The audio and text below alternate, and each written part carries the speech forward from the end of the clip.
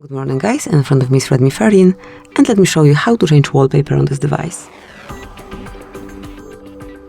So at first open the settings, then find and select wallpaper and personalization. Let me just go with all the terms and conditions. And now select the picture that you want to cover your screen with. You can choose either system wallpaper, one from, let me just go back.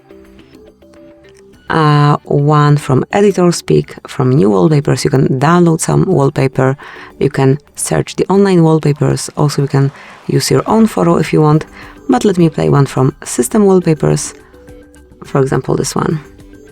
Just tap to preview.